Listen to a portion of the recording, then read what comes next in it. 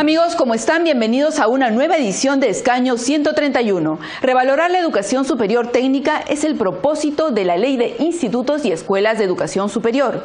Hoy conversaremos sobre este importante tema con el congresista Daniel Mora, quien es miembro de la Comisión de Educación, y el doctor Miguel Calderón, director de la Dirección General de Educación Técnico-Productiva y Superior Tecnológica y Artística del Ministerio de Educación. Los invito a acompañarme luego de la pausa.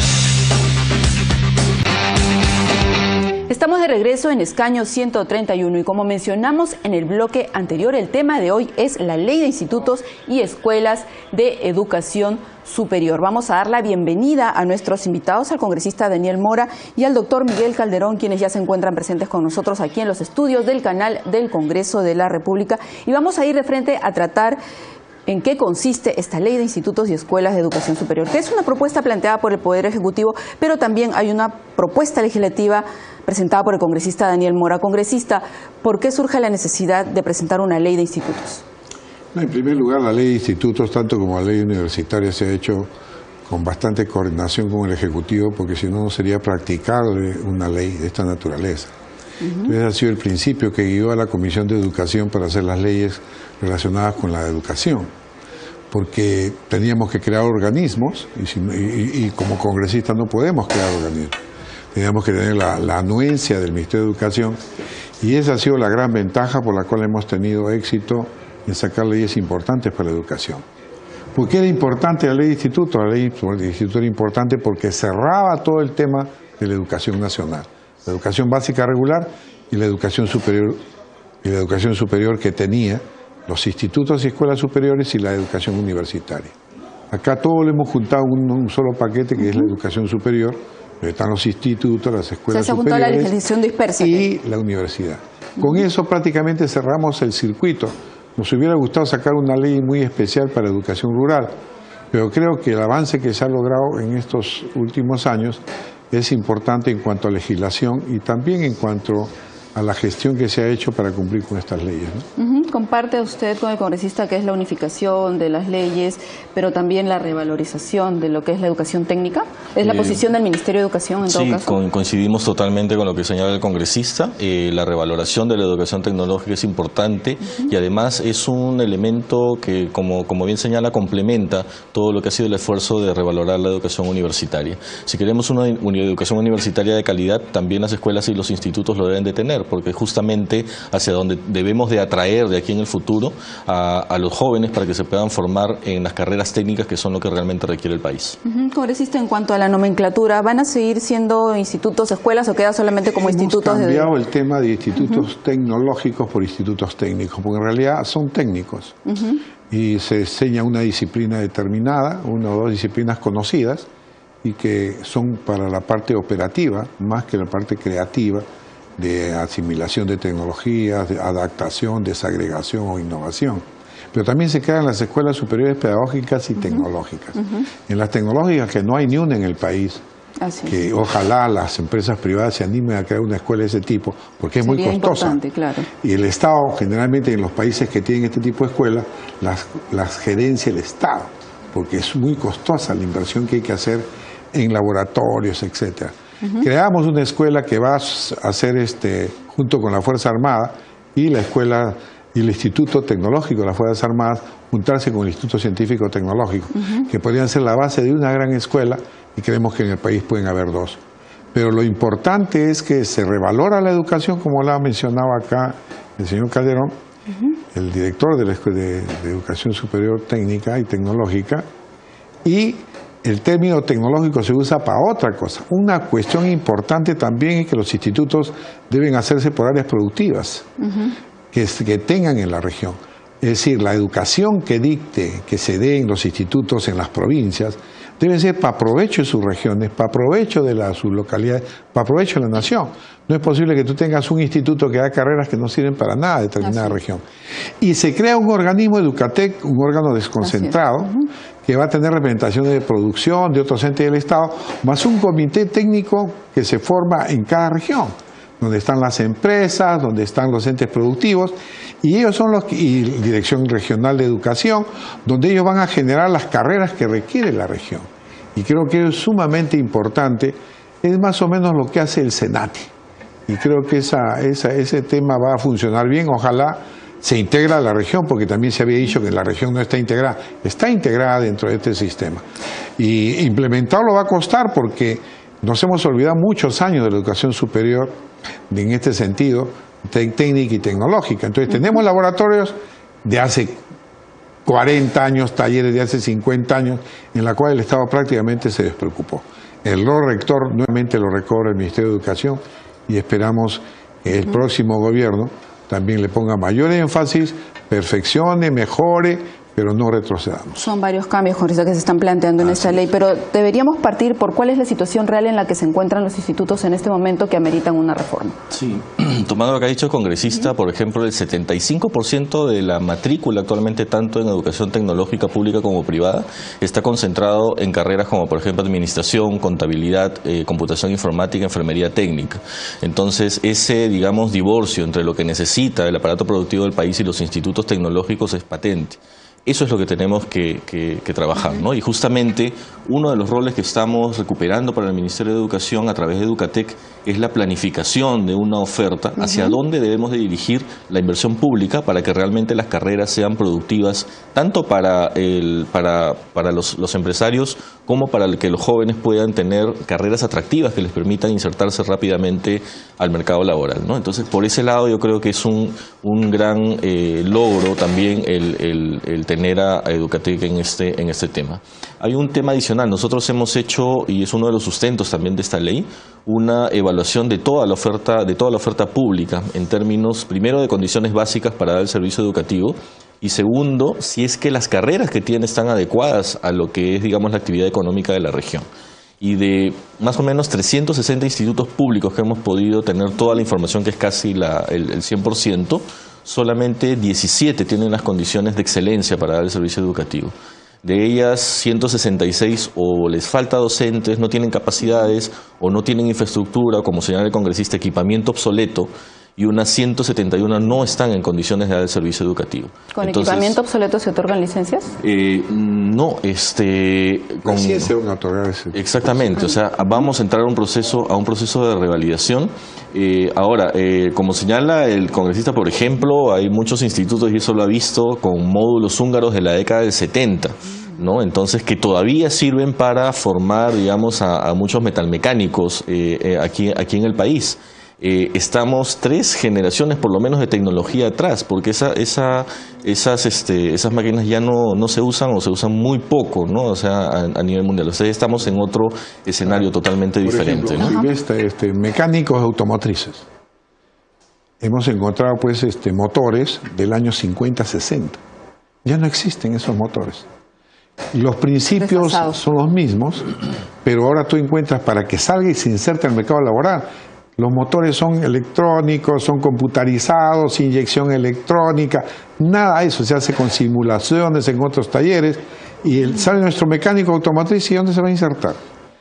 Después, lo que ha dicho, preocupante, que lo ha detectado, nosotros lo hemos visto en forma más global, pero de 300 entidades que se han analizado, solamente 17 cumplen. Entonces te imaginas, 0.03 institutos solamente se dedican a minería, siendo el Perú un país minero. Y hay un solo instituto privado que ha surgido importante para minería. Y está lleno. 500 internados, que lo ha hecho la misma empresa privada. Entonces, no hemos realmente tomado importancia a lo que significa la carrera técnica para la competitividad del país, para elevar la productividad. Yo te aseguro que con un mejoramiento de todo esto, rápidamente el Perú va a comenzar a recuperar productividad y competitividad, pero de actividades que realmente el mercado laboral lo requiera, ¿no? ¿A qué se debe este desfase en el tema de la infraestructura o en el tema de la implementación de los institutos? ¿Quizá falta de presupuesto también? ¿Un presupuesto muy reducido? Mira, no es solo falta de presupuesto, sino que yo creo que es mucha falta de capacidad de gestión, tanto en las regiones y también en actuaciones anteriores del Ministerio de Educación. Y eso es lo que el ministro Saavedra ha querido recuperar para la educación superior. Nosotros tenemos muchos profesores, por ejemplo, que sí tienen las capacidades de poder ir y hablar con el empresariado y todo lo demás, pero ¿qué hacía con esa información cuando el Ministerio de Educación tomaba 2 años en aprobar una carrera técnica? ¿no? Entonces era, digamos, una sobreregulación que mataba totalmente cualquier posibilidad de la educación superior para poder ser ágil con las respuestas al mercado. Por otro lado, los gobiernos regionales tienen muchísima responsabilidad sobre lo que es la educación básica y han dejado de lado tanto la educación pedagógica como la educación tecnológica e incluso la educación técnico-productiva. Por eso cuando uno va a un instituto ve que sí, efectivamente, muchos de los especialistas que deberían de trabajar en educación superior están trabajando solo a medio tiempo porque las necesidades de la educación básica son mayores. Entonces, ahí tenemos que establecer claramente una política, y eso ya lo hemos comenzado el año pasado y hemos conversado con todos los directores de institutos, que como bien señalaba, y es justamente el mensaje que nosotros llevamos a los directores, hoy no significamos mucho para la competitividad del país. Tenemos una educación tecnológica que no está marcando la diferencia. Nosotros creemos y le estamos planteando que de aquí a 5 años la educación tecnológica tiene que tener otra cara totalmente diferente, una gestión renovada, un presupuesto ampliado y ejecutado, mayor cantidad de docentes, porque necesitamos capacidades y necesitamos docentes bien preparados y que puedan venir también del sector productivo para poder formar mejor a nuestros jóvenes y que tengan todas las necesidades básicas satisfechas para que ya puedan comenzar, digamos, un camino hacia la acreditación, la excelencia y no tengamos este resultado que tenemos hoy, solamente 17 instituciones públicas excelentes cuando podríamos tener muchas más. Bien, el tema ya nos ha quedado corto en este bloque y en el siguiente me gustaría saber también cómo se va a aplicar ese tema de la educación dual. Pero vamos a ir a una pausa y volvemos con más en Escaño 131. Estamos de regreso en Escaño 131. El tema que estamos tratando es la Ley de Institutos y Escuelas de Educación Superior. Y en el bloque anterior quedó pendiente una pregunta para el congresista Daniel Mora y es: ¿cuáles son las ventajas de implementar una educación dual? Bueno, también se ha mistificado mucho el tema de la educación dual. Acá en el Congreso, en la comisión, ha habido un congresista que cree ciegamente en la educación dual y todos creemos. Pero en la educación básica regular. Pero el tema en el Perú no es que la educación dual sea mala, el tema en el Perú es que las empresas no participan en la educación dual. Por ejemplo, esto nació en Alemania, en la época medieval, donde se generaban nuevas tecnologías y la empresa misma comenzaba a preparar a sus aprendices. El Estado no intervenía, hasta que la misma población pidió la intervención del Estado. Entonces, el Estado, en el caso de Alemania, da la educación teórica a los aprendices y los aprendices van a la fábrica donde lo esperan entrenadores, capacitadores, maquinaria para entrenarse y trabajar en la misma empresa. Entonces, el 50% era enseñado en teoría, el 50% era enseñado en la práctica en las empresas. ¿Y a qué se debe? ¿Cuál es el problema? Que en Alemania, por ejemplo, el salario que le dan a un aprendiz varía de 600 euros a 1.200 euros, según la especialidad.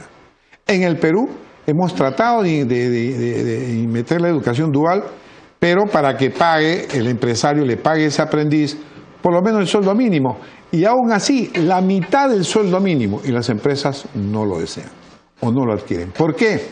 Porque en realidad no desarrollamos nuevas tecnologías ni nuevos procedimientos como para que un aprendiz vaya a aprender una tecnología. Entonces, como las empresas solamente repiten determinadas tecnologías, no requieren un aprendiz de otra naturaleza. Entonces, sí podemos hacer una combinación que la contempla la ley. La ley no descarta la educación dual, pero también tiene otras alternas.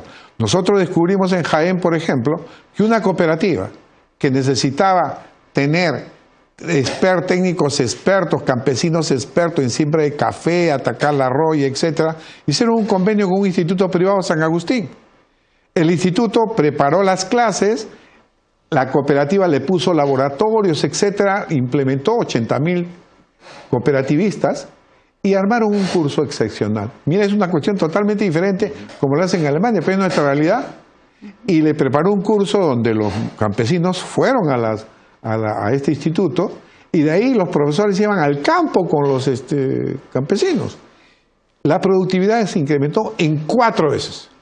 Entonces, fíjate que se pueden hacer cosas totalmente distintas, mixtas, y se ha propuesto una serie de alternativas para dar esto. Pero en general, pensar que la empresa peruana va a dar esa educación dual sería lo ideal. En determinadas áreas, probablemente, pero en general la empresa no quiere dar.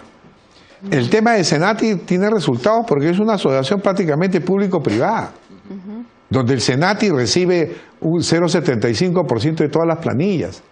Y es un modelo que también nosotros, en algo que hemos querido replicar con Educatec, porque cuando se ha instalado recién, por ejemplo, Senati en Huancavelica, ha sido una fiesta en Huancavelica. Y han instalado carreras que realmente sirvan para Huancavelica y para toda la región. Entonces, todo eso es sumamente importante. La educación rural es importante, no la podemos descartar, pero hay otras alternativas que la realidad del país le impone. Por ejemplo, tú quieres dar solución al problema pues, del riego tecnificado. El riego tecnificado que nace en Israel y es trasladado acá puede ser bueno para la costa, pero para la sierra podíamos adaptarlo. Y podía, pues, empresas dedicadas a un nuevo tipo de desarrollo de tecnologías y requeriría técnicos especializados y sí tendría que hacer una educación rural para prepararlos en esa nueva tecnología. Hay un tema que me gustaría tratar y es que esta ley de institutos está implementando por primera vez el tema del creditaje. ¿En qué consiste esto? Los institutos no tenían este sistema. No tenían, básicamente se medía por horas y cuando, por ejemplo, un chico que estudiaba administración de empresas en un instituto quería convalidar parte de sus estudios en la universidad, salía en desventaja porque tenía, digamos así, que hacer una conversión de horas a los créditos universitarios y eso no era favorable. Ahora toda la educación superior, tanto para institutos, escuelas y universidades, ya con la promulgación de esta ley, quedan, digamos así, tiene como la moneda de cambio homologadas, ¿no es cierto?, con el crédito, ¿no?, de 16 horas como mínimo para teórico y el doble para prácticas. Eso también incentiva a los jóvenes a querer estudiar las carreras, sí, ¿no? Y les da para además... que seguirlas después en las universidades o cursos ya de posgrado, Sí, ¿no? que pueda tener, digamos, un comienzo como es la estrategia de muchos jóvenes, ¿no? O sea, comienzan muchas veces en los institutos, estudian administración, estudian alguna carrera ya más de corte tecnológico, luego van a trabajar y luego quieren ir a la universidad, entonces eso le permite lo que ha estudiado en un determinado momento poder convalidarlo después. Claro. Y viceversa también, o sea, queremos alentar que los chicos que ya no quieren estudiar pues más de lo que están haciendo en la universidad puedan ir a estos institutos pues fortalecidos que vamos a tener pronto, ¿no? ¿Y cómo se va a hacer el procedimiento para el licenciamiento? Bueno, en principio esto que estamos hablando se llama transitabilidad, que permite a un estudiante transitar de un instituto a una universidad, eso es lo que da los créditos, y cada universidad lo evaluará, y después de regreso. Y después educación para toda la vida, el sistema es modular también. Es decir, en cualquier momento de tu vida, tú tienes 50 años y quieres seguir estudiando, ¿dónde te quedaste? Entra y convalida. Eso es sumamente importante. La transitabilidad. Y lo que tú me estás preguntando es relacionado al licenciamiento. El licenciamiento. Igual, como se te ha hecho en la universidad, todos los institutos deben pasar una barrera que se llama estándares de calidad básicos, que deben tener, es el modelo que hemos elegido, y todos los institutos, nadie debe ser estafado. Todos los institutos deben tener el mínimo estándar de calidad básico. Aquellas que no cumplan se le dará un plazo, y que seguramente lo va a dar. ¿Eso quién lo ve? Educatec en el caso de los institutos técnicos, ¿no? El Ministerio de Educación. El Ministerio de Educación también se ha incluido para las escuelas. Da los estándares básicos de calidad y aquellos que quieren tener mayor calidad irán a la acreditación de calidad, que es un nivel superior de la calidad. Es decir, para que tengan una idea, en Estados Unidos, hace 100 años hay el tema de calidad. En América Latina hace 20 años, nosotros hace 3 años estamos comenzando a ver este tema. Estamos muy retrasados, para que tengan una idea. De 300 universidades que se han evaluado en Latinoamérica, no estamos hablando del mundo, en Latinoamérica, ni poniendo Estados Unidos. La mejor universidad es la Católica, que está en el puesto 24. Después entra la San Marcos, que está en el 70 y tantos, y la Cayetano. No hay más. En Latinoamérica. Y la mejor que está a nivel mundial es la Católica también, que acaba de entrar este año al ranking mundial. Entre las 500 primeras está 491. San Marcos está por el 900 y Cayetano está un poquito más en el 700. ¿Te das cuenta lo que hemos perdido? Es decir, la San Marcos, ¿y por qué? ¿Por qué no está la UNI? ¿Por qué no está la Pacífico? Porque no hacen mucha investigación. No tienen profesores a tiempo completo, que es lo que busca una universidad pública para poder rankearse, porque el profesor a tiempo completo señala que esa universidad hace trabajo intelectual. Entonces, fíjate que estamos muy retrasados, sin institutos, ni hablar pues. Tenemos institutos que no se han hecho mucha laraca en este momento. pero institutos también que como universidades están en mercados, están metidos en chifas, están todos también. Hay institutos que están en garajes, y es lo que hemos encontrado. Y todo esto va a cambiar, porque al alumno, al estudiante, al padre de familia no se le puede estafar. Pero fundamentalmente queremos que estos muchachos no exista lo que exista, por ejemplo, en el subempleo de los que salen de la universidad, sino que los que salen de institutos tengan, ojalá, pleno empleo. Esa es la idea. Y me interesaría saber un poco, aclarar el tema de un estudiante que lleva los 3 años en un instituto, sale con título a nombre de la nación. ¿Cómo sale? O sea, en las universidades sale como bachiller. ¿En qué condiciones sale el estudiante? Sí, luego de concluir un programa de 120 créditos, que es más o menos equivalente a la carrera de 3 años, recibe 2 cosas. Primero, el primer grado académico en la educación superior, que es denominado el grado de bachiller técnico. ¿Tiene que hacer una tesis para esto? Sí, hay unos requisitos que están en la ley, no es precisamente una tesis, sino es más suficiencia, ¿no? O sea, pues otra la naturaleza, digamos, de la formación es mucho más práctica, de solución de problemas, más que de propiamente una investigación académica como en la universidad. También recibe un título que se llama de profesional técnico. Esto es, digamos, lo dan los institutos de educación superior. Las escuelas sí dan el grado de bachiller, que es equivalente al bachiller universitario, y dan el título profesional, también con requisitos para lograr tanto el bachiller como el título profesional, ¿no? Entonces, en el caso de las escuelas, los que reciben ese bachiller tienen la posibilidad de hacer maestrías o doctorados, sea en el Perú, sea en el extranjero, ¿no? Y esto favorece sobre todo, y es un tema que también hay que relevar, a las escuelas pedagógicas, ¿no? A la carrera pedagógica, porque antes estaban en desventaja, estudiaban 5 años como en una facultad de la universidad, pero sin embargo para poder hacer cursos de posgrado tenían que hacer la famosa complementación universitaria y les tomaba 1 o 2 años más, y era injusto cuando la calidad, y está demostrado en los pedagógicos, también es a veces hasta superior que en la universidad. Muy bien, es un tema bastante interesante, pero ya el tiempo nos ha quedado corto. Y ya, congresista, para finalizar, ¿cómo se siente? Ya estamos terminando el quinquenio de gobierno, ha habido avances importantes que ha dado el Congreso. Yo creo que una experiencia que sale de todo esto es de que las comisiones no deben ser por 1 año. Si uno realmente, como tienen otros países, deben ser muy especializadas, y si se quiere lograr algo, tiene que tener continuidad. No hubiera sido posible tener estos logros si no hubiera habido una continuidad de casi 4 años, y con todas las dificultades que hemos tenido. Porque llega un presidente que no tiene el compromiso, o llega no sé cuánto, o se mete en otros intereses, y no se puede continuar los objetivos. Y por eso no se puede. ¿Me voy satisfecho? Sí, creo que en parte, con relación a los objetivos que nos propusimos, se han alcanzado. Otros no hemos podido alcanzarlo, pero eran menores con relación a lo que se ha logrado. Y otra gran experiencia: si queremos grandes reformas, se tienen que trabajar coordinadamente con el Ejecutivo. Es imposible lograr buenas leyes, buenas reformas, si no se coordina con el Ejecutivo, y esto es fundamentalmente por el interés nacional. Bien, congresista, hemos terminado ya el programa de hoy. Agradecemos la presencia de ustedes aquí en el canal del Congreso de la República, y también agradecemos la sintonía de nuestros televidentes. Conmigo será hasta otra oportunidad.